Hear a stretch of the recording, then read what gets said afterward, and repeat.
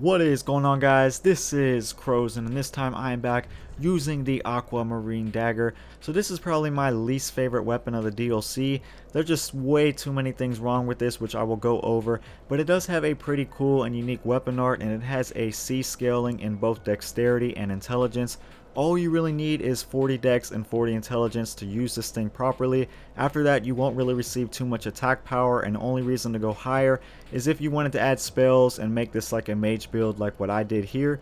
But for the rest of my gear, this is what I'm wearing, and these are my rings. So for the attack power on this thing, it has 367 with the stats. Now you can also add the magic clutch ring, and then the attack power will go up to 396. But I tend to stay away from the clutch rings as I do not like them personally. But you can do some pretty cool things with this weapon art. The first thing is you can hold L2 and walk around like this and attack, but you don't want to do that because you're just live bait, and if you take a look, your stamina regeneration is much slower as well.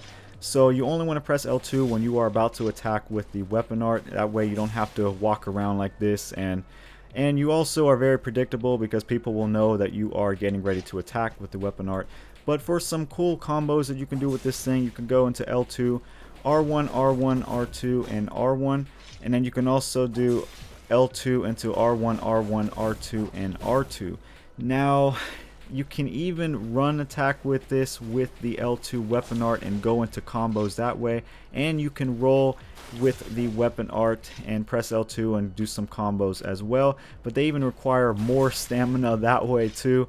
So that's the problem with this thing, if you guys haven't noticed by now, is the weapon art requires way too much stamina. It just doesn't do enough damage to require that much stamina in my opinion, and that's why there has to be some kind of buff. Either they have to reduce the stamina consumption of this thing with the weapon art attacks, or they have to increase the damage and leave the stamina at the same level that it's at now. So another thing that's wrong with this is just the fact that you can't go from casting spells into the weapon art because you have to two-hand this dagger, and that also really hinders you with mage builds like this one.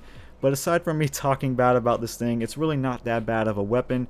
It's just not that great either, so it's like in between. But that should do it for me, guys, and I hope you enjoy the rest of this video, and let me know which one you want to see next. Peace.